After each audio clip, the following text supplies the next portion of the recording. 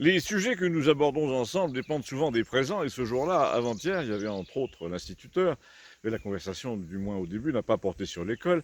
Il y avait aussi l'un des amis de la psychiatre Christiane qui travaille avec les EHPAD sans être tout à fait dans le personnel, elle est responsable des achats de matériel.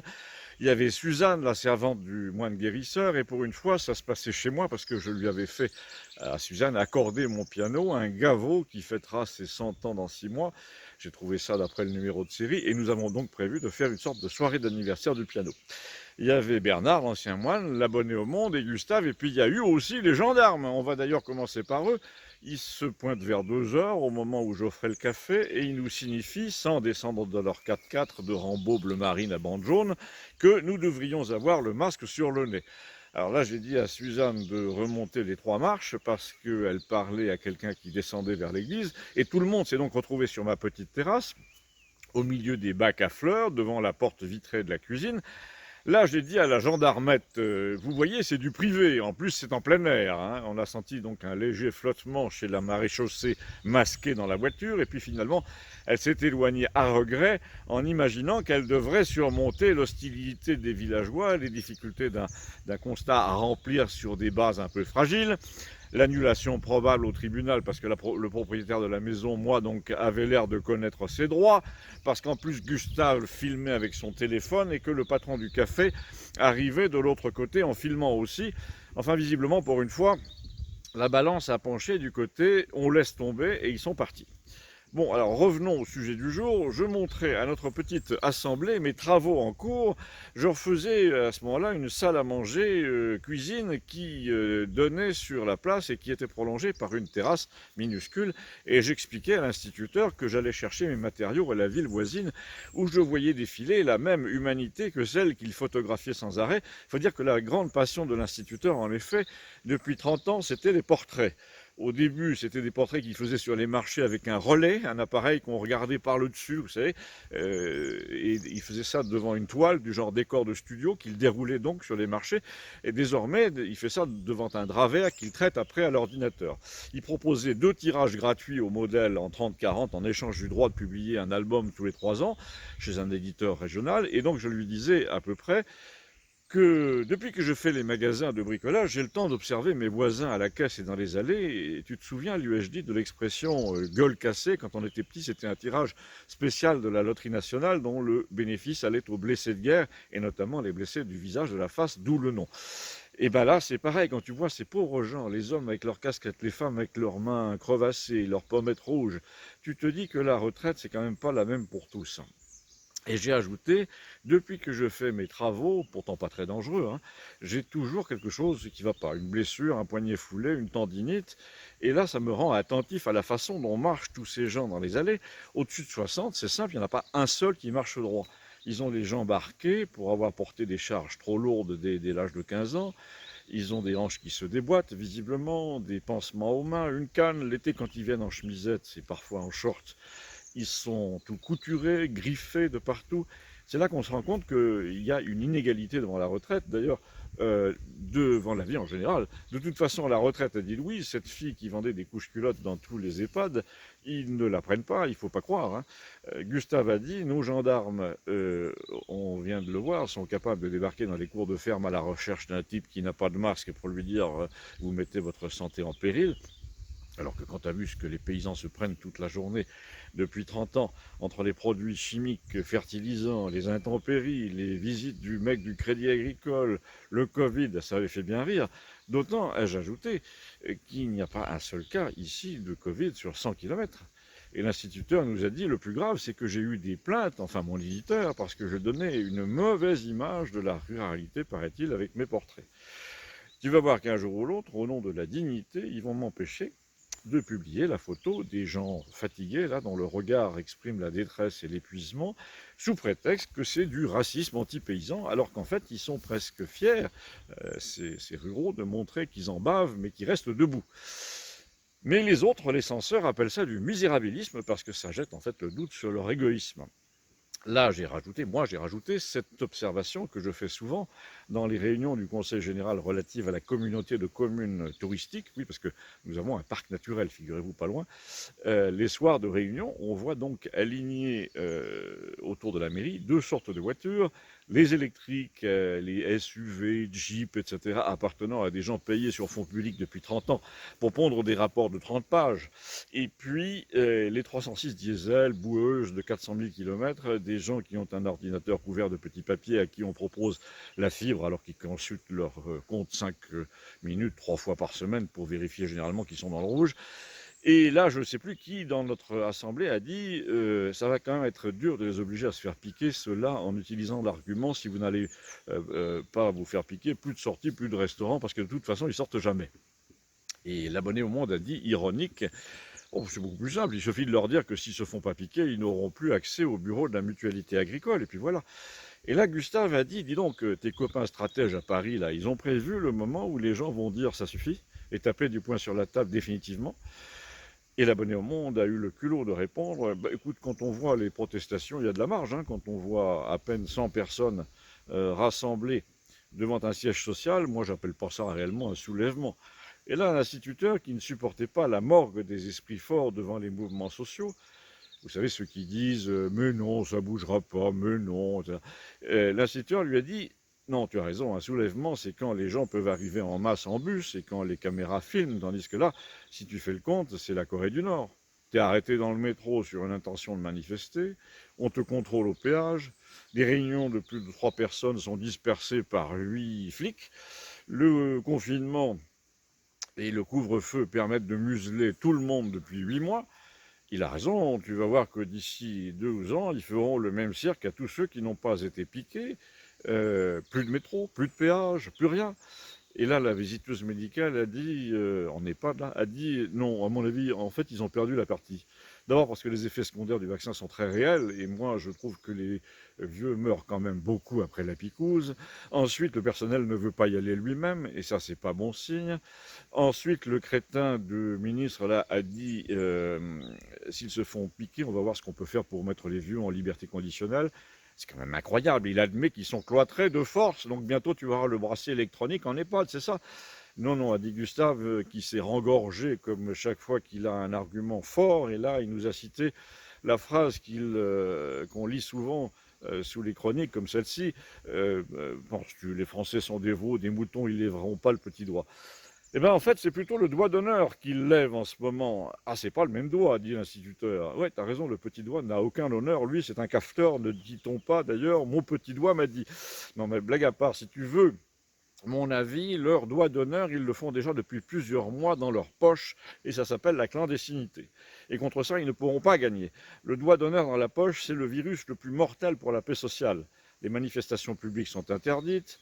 Tu commences à mesurer le nombre de doigts d'honneur dans les poches rien qu'avec un épisode comme le passage des gendarmes à l'instant.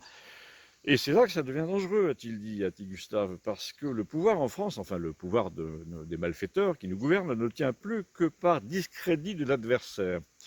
Depuis l'affaire Fillon, en effet, tout le monde y est passé avec la complicité d'une justice qu'on fait sans doute chanter, je ne vois pas d'autre explication. Les magistrats qui font ça, qui consentent à faire ça, doivent probablement avoir des casseroles partout, des balais roses, je ne sais pas moi, des fraudes fiscales en cascade, parce qu'ils sont quand même très très dociles quand le président dit quelque chose. L'abonné au Monde a essayé de dire, j'en pleure parce qu'il fait froid, a essayé de dire, parler d'un pouvoir de malfaiteur, c'est quand même inadmissible. Gustave lui a dit, tu veux un exemple? Ben écoute, c'est pas dur, dès que la presse dit celui-ci ou celui-là pourrait se présenter à la présidentielle, hop, il a le parquet sur le dos. Fillon, Mélenchon, Dati, Asselineau, Sarkozy, en fait Macron c'est Erdogan, en plus stupide, même si ça paraît difficile.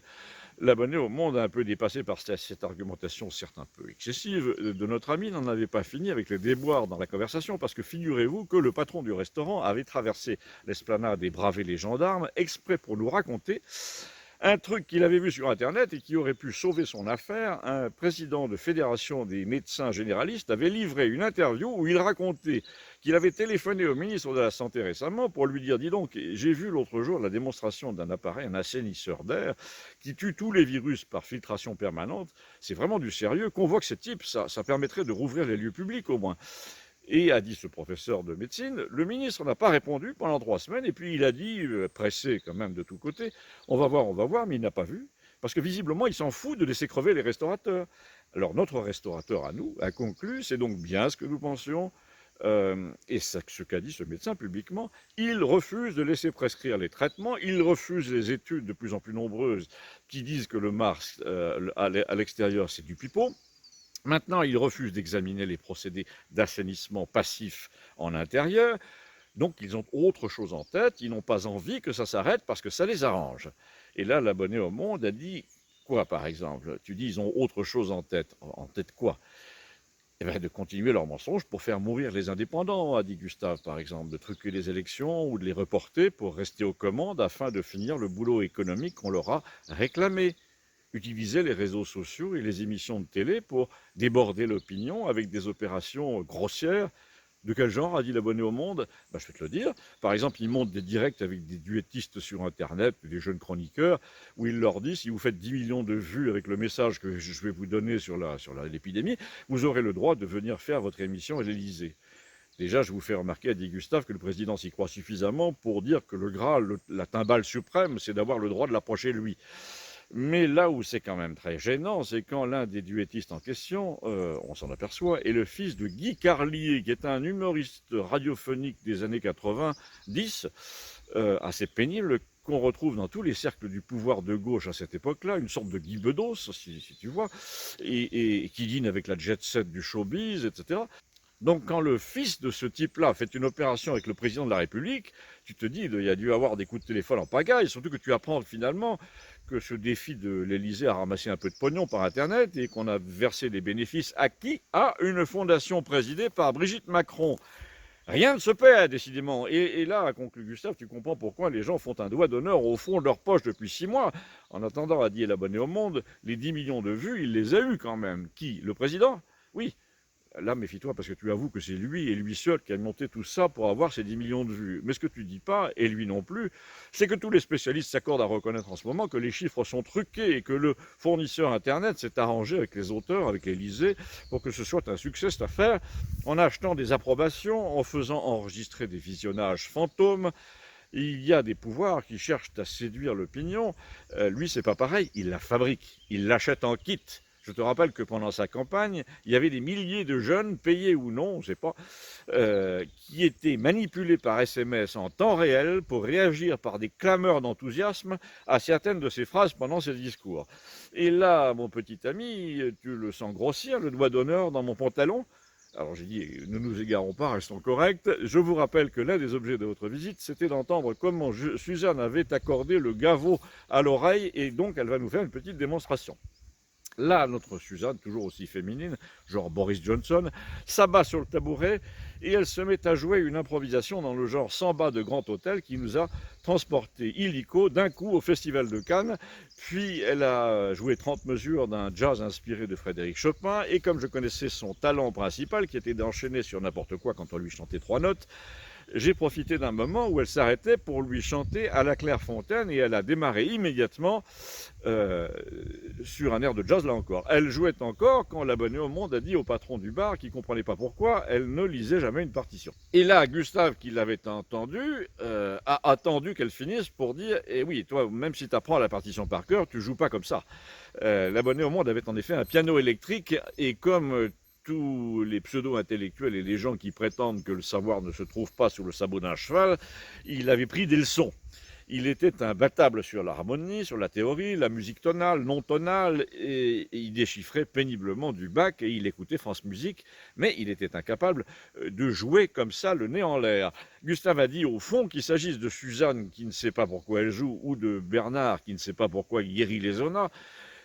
C'est pas pour tirer à tout prix des leçons, mais là nous en avons une qui s'applique très bien à l'humanité macronienne. Elle ne gagnera jamais parce qu'elle n'a pas la grâce. Même le président est un pauvre type besogneux qui rate 3 fois ses examens avant d'être reçu à la 4e. Et depuis cette époque, il préfère acheter le jury, faire plonger ses adversaires pendant les révisions. Il se fait précéder d'une bonne réputation avant l'oral. Ça, c'est le côté réseau social, réseaux sociaux.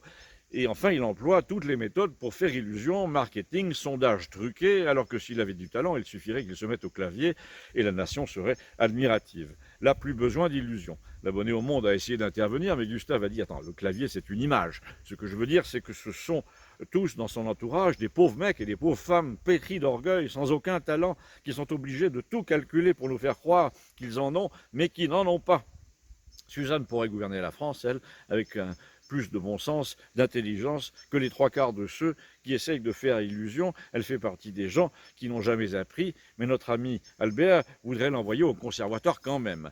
Je te rappelle un truc dont personne ne parle, c'est que Cédric Villani, qui a reçu l'équivalent du Nobel en mathématiques et qui était le seul type de talent autour de Tchoupi, s'est fait virer illico parce qu'il était en fait un reproche vivant. Villani, c'est une sorte de Suzanne, c'est le genre de type qui n'en a rien à foutre et qui parle à son intuition en direct. Donc, a dit l'abonné au Monde, comme s'il jouait le rôle du clown blanc qui essaie de ridiculiser celui qu'on appelle l'Auguste, en l'occurrence Gustave. Dans sa logique à lui, ça prouve quoi? Ça prouve que le besogneux sans talent a conduit le monde à sa perte et que maintenant, le règne qui va commencer, c'est celui de ceux qui savent jouer sans partition. Tout à l'heure, a ajouté Gustave, j'ai entendu une conversation entre Albert et Suzanne. Il lui demandait vous utilisez quelle clé pour accorder le piano? Et elle a répondu je suis allé la demander au garagiste, c'est du 6-5 en étoile. Et il lui a dit mais vous allez abîmer les chevilles. Et elle a répliqué comme je suis une fille sans principe, si ça marche, ça marche. De nos jours, a dit Gustave, la plupart des gens disent mais vous êtes sûr que ça va marcher? Ça, c'est la nouvelle démocratie. Même devant le vote, il va être sûr que ça marche, que ça va marcher. Donc quoi? Il truque les sondages, et puis il truque les machines, et puis il truque un peu aussi les votes par correspondance. Mais moi, je pense, comme Suzanne, que le talent sera toujours supérieur à la combine, au calcul, aux manipulations. Sauf, ai-je dit en guise d'approbation, si tu empêches le talent de s'exprimer, par exemple en lui disant « tu n'as pas la bonne clé, tu ne pourras pas accorder le piano ». C'est pour ça que Macron a des milliers de complices qui sillonnent la vie sociale pour dire aux gens « vous ne savez rien faire, n'essayez pas, on va s'en occuper ». La visiteuse médicale a dit, entre parenthèses, c'est typique des pervers narcissiques, ça. Ils ont besoin d'expliquer aux gens pourquoi ils sont nuls, pour dire « ça fait rien, je vais le faire à votre place ». Sauf que les gens maintenant sont de plus en plus convaincus que le vrai talent consiste d'abord à résister à ce discours. Tu sais que les résistants sont en train d'attaquer le comité scientifique devant le Conseil d'État pour usurpation de pouvoir au motif que les débats ne sont pas écrits et que les 10 personnes tombées de nulle part, là qu'on nous a mis, tombées probablement du carnet d'adresse de Brigitte d'ailleurs, ne sont pas qualifiées pour nous emmerder aussi profondément. Le box se rapproche, mes amis. C'est peut-être vous qui finirez dans le box, a dit l'abonné au Monde d'une voix un peu glapissante, une voix de traître dans les films d'avant-guerre. Et là, l'instituteur a dit un truc qui a amusé les curieux et les amateurs d'histoire que nous étions, au moins pour 3 d'entre nous. Les autres ont donc à chercher dans Wikipédia. Il a dit « Ta gueule, Jean Hérold ». À bientôt, merci.